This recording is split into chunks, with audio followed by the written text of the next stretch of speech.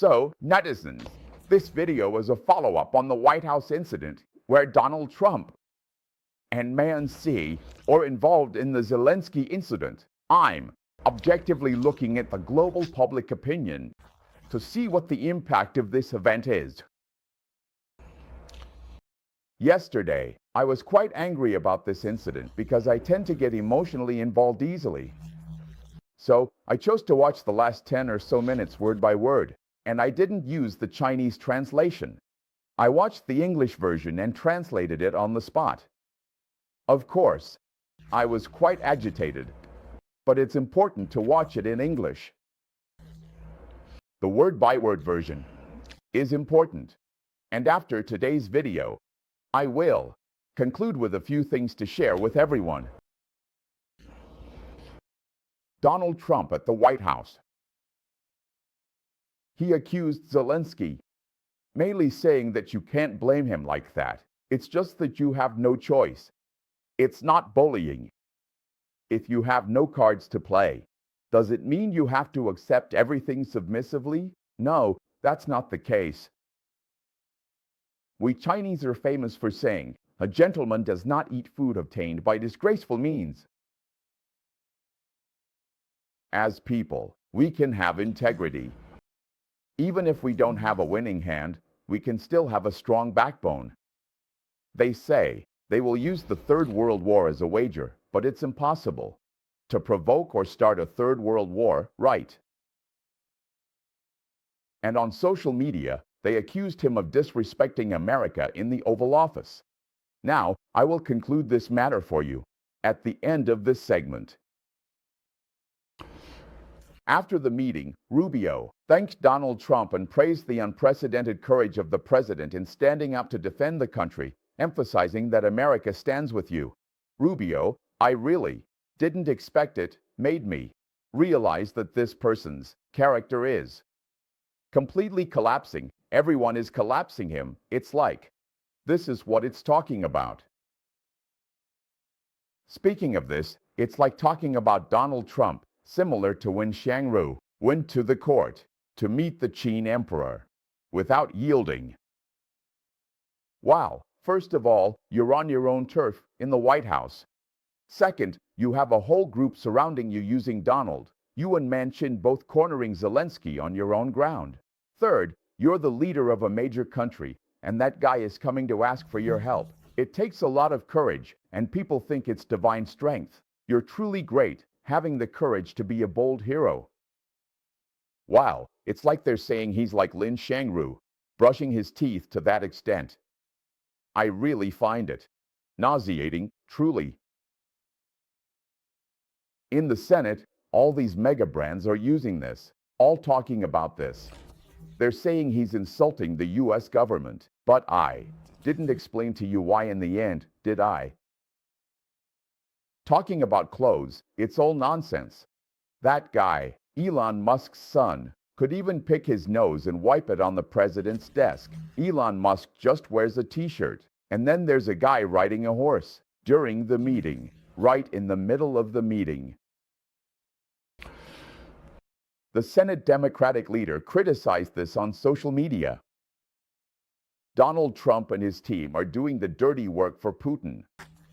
What shocked me the most is that Donald Trump said Putin told him he has endured a lot, and the two of them have suffered together, facing many injustices at the hands of the Russia investigation. Can you believe it? They are actually the victims here.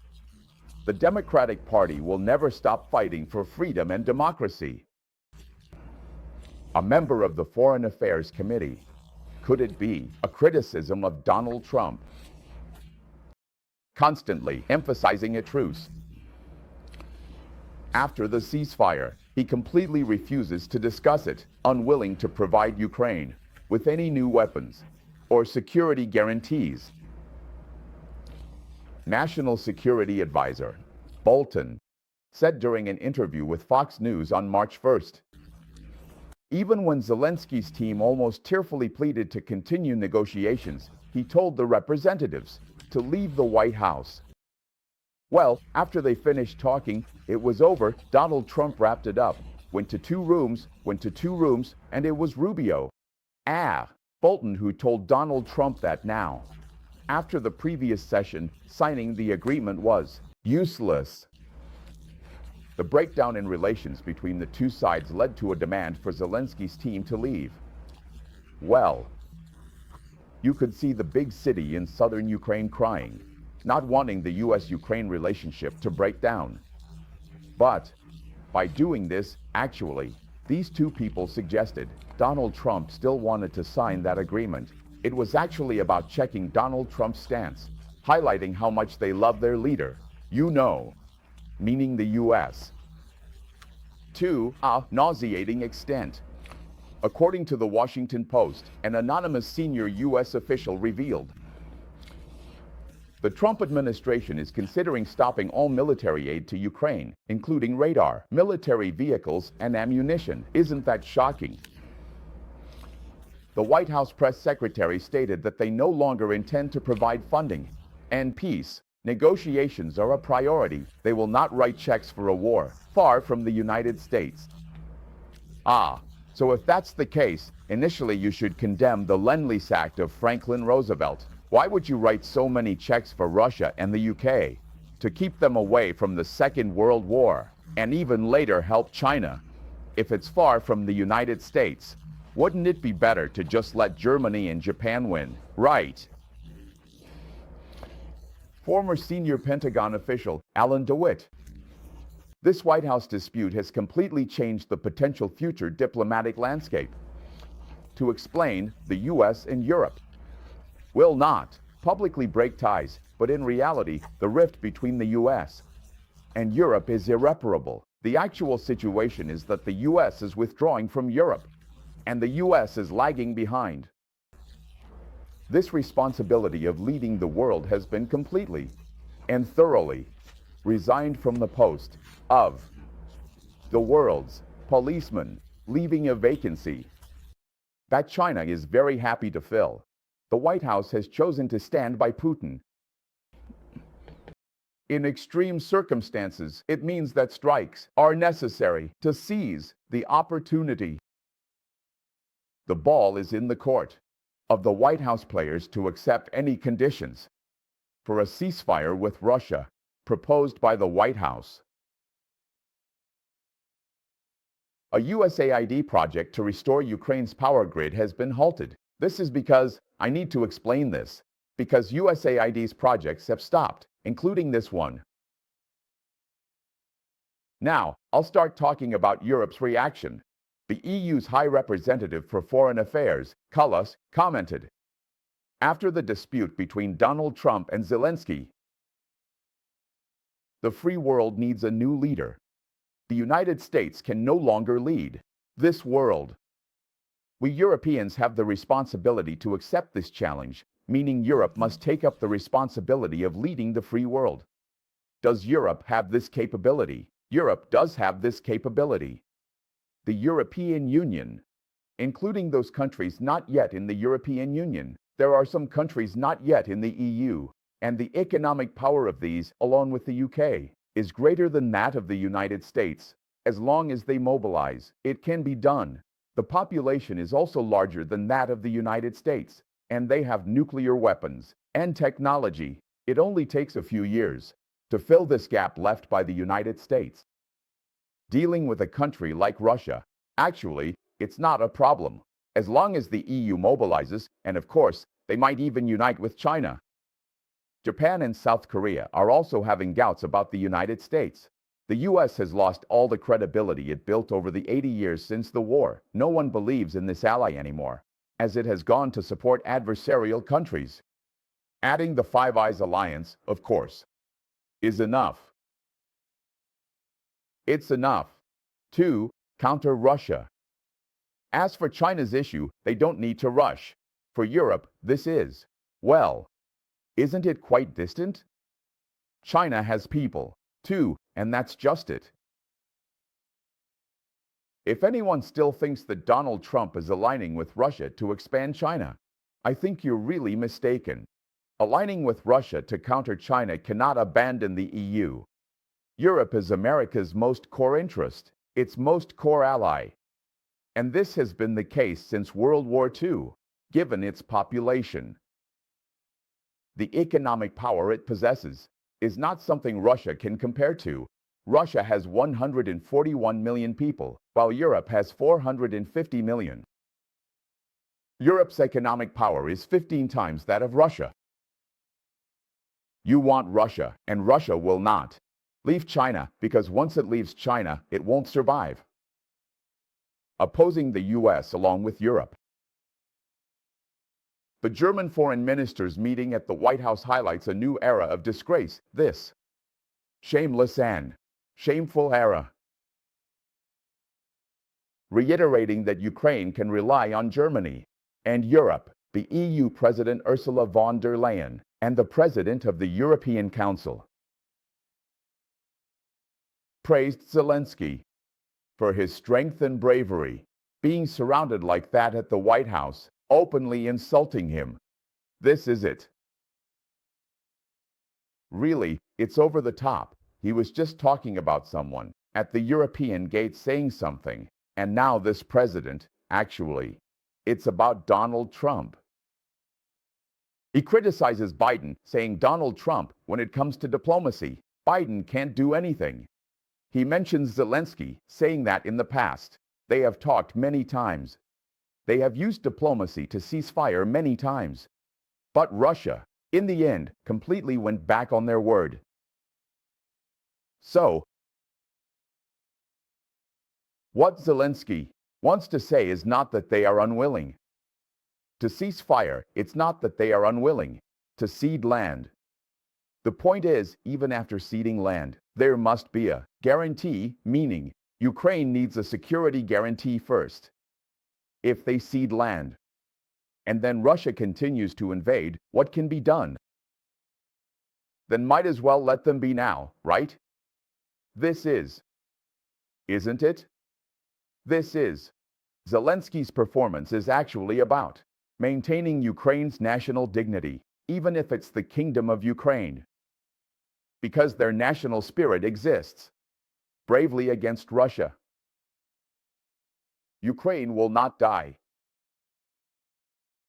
If they accept existence, with humiliation, accepting all the humiliation accepted,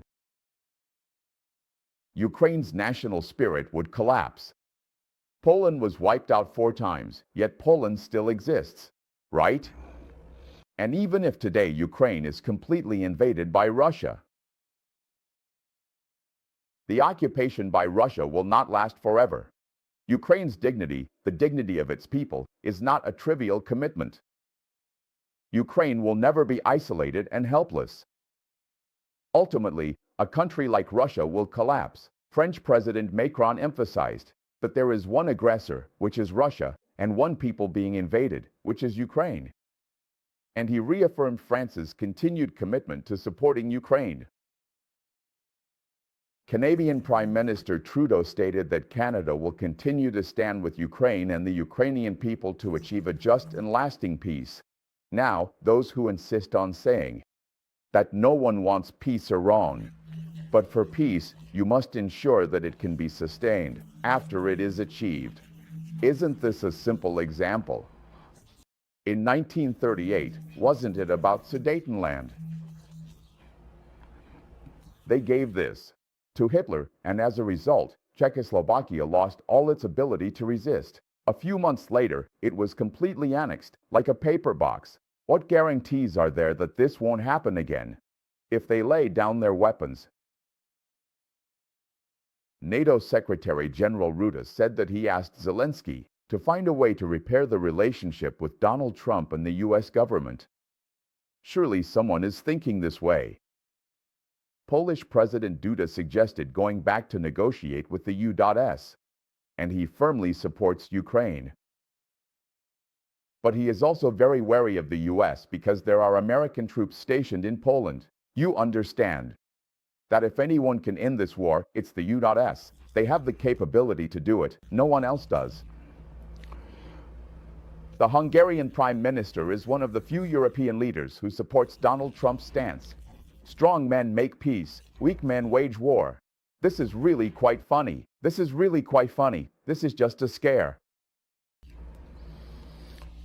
The American media conducted a fact check. That is to say, they claim he doesn't thank the United States.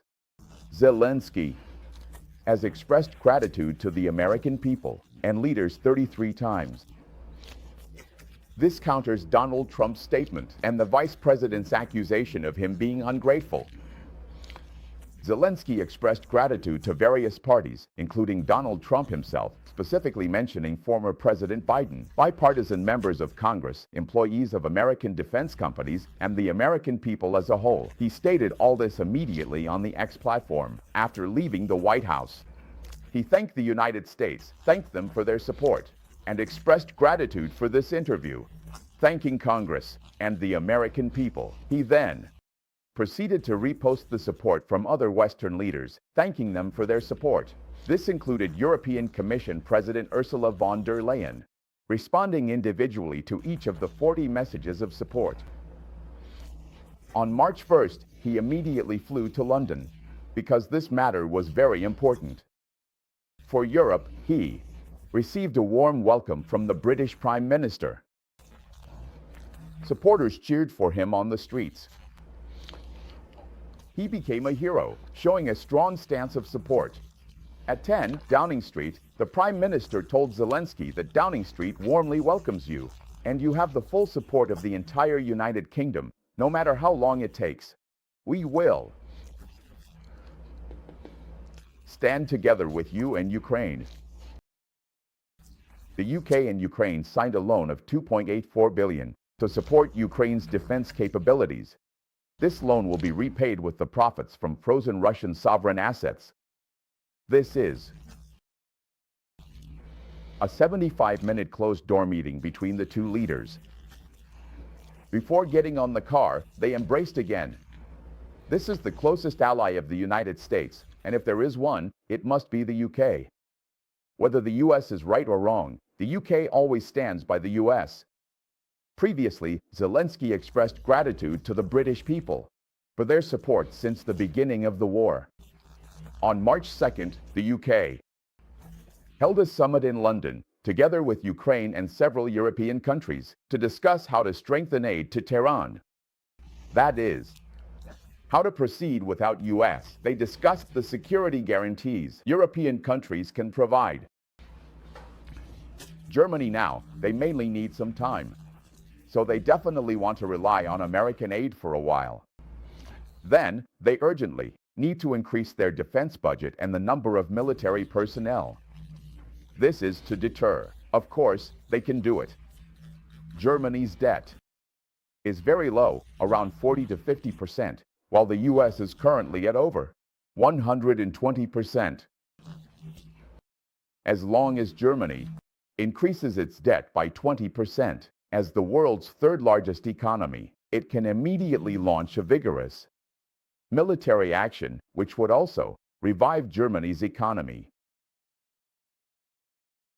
Germany, Denmark, Italy, the Netherlands, Norway, Poland, Spain, Turkey, Finland, Sweden, the Czech Republic, Romania.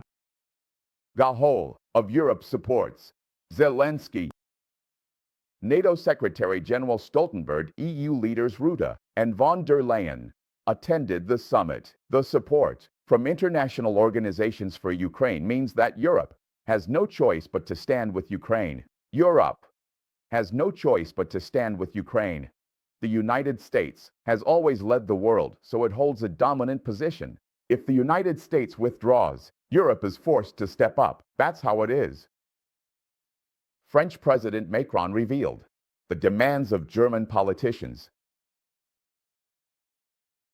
This is about the future German Chancellor discussing the establishment of a European nuclear deterrent force. That is to say, it is necessary to consider the withdrawal of American troops and the lack of nuclear protection for Europe. France and the UK together have about 500 to 600 nuclear warheads, whereas Russia effectively has over 1,000. It would only take a few years, and with their economic power, they could produce thousands of nuclear warheads.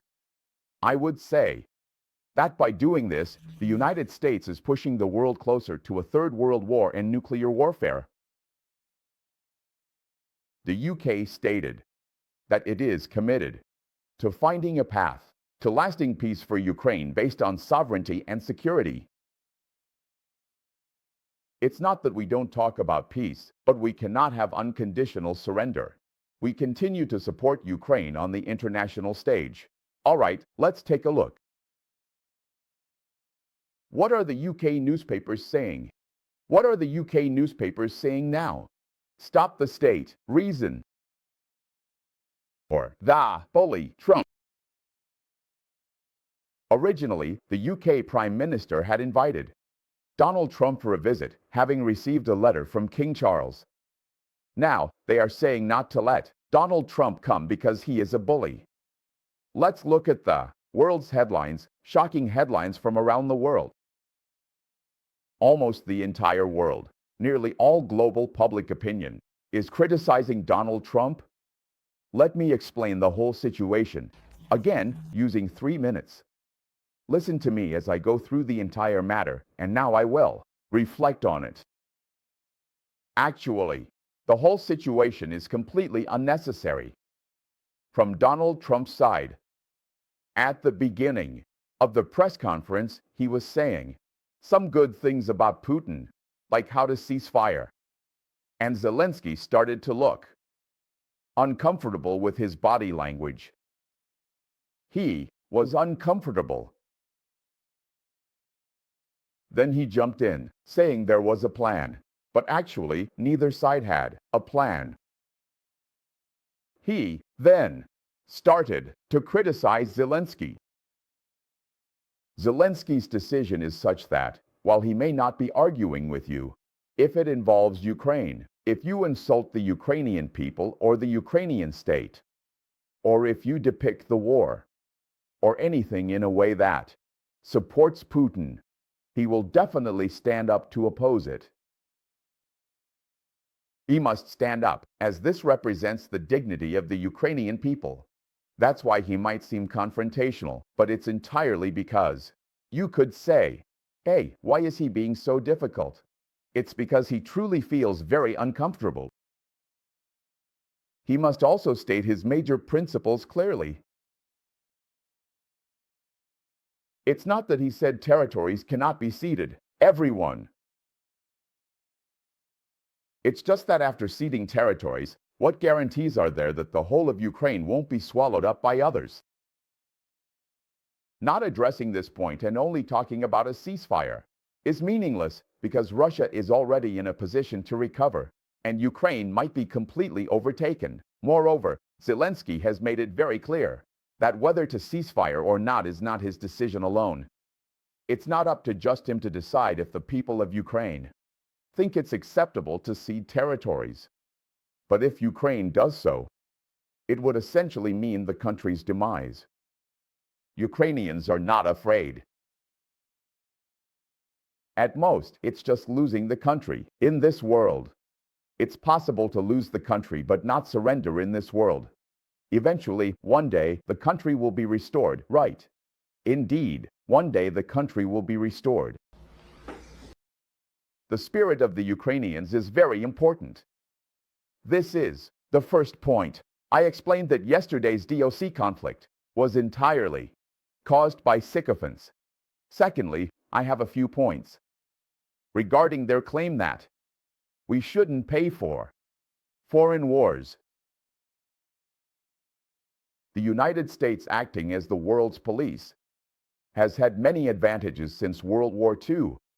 Do you know that? The overall issuance of the US dollar is, well, if the US were not the world's police, its entire economy benefits from maintaining this world order, and then it is based on order.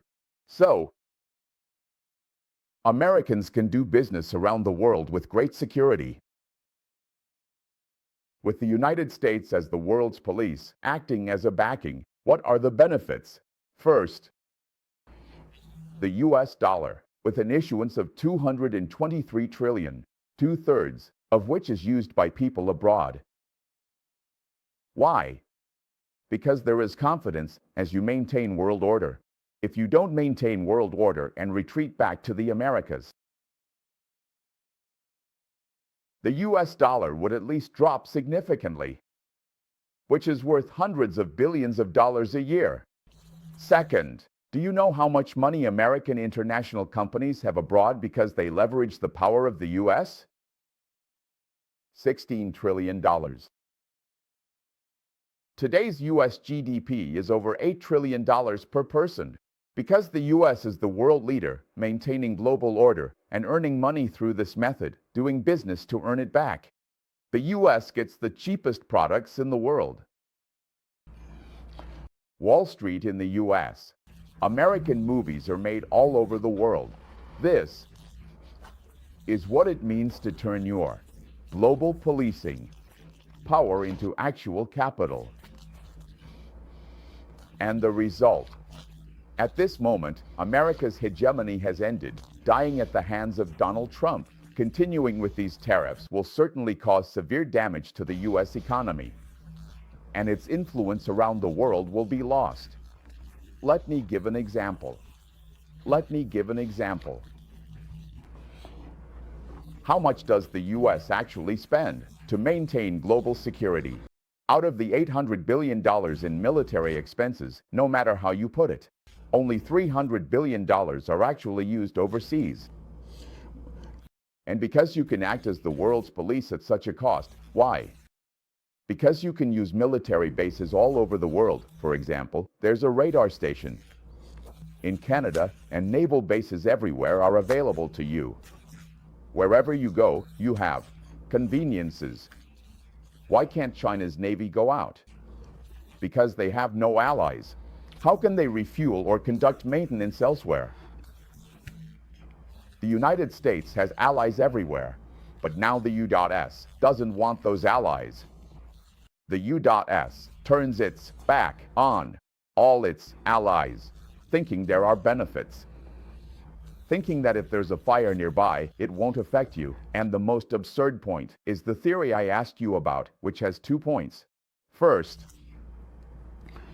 war leads to casualties. Right.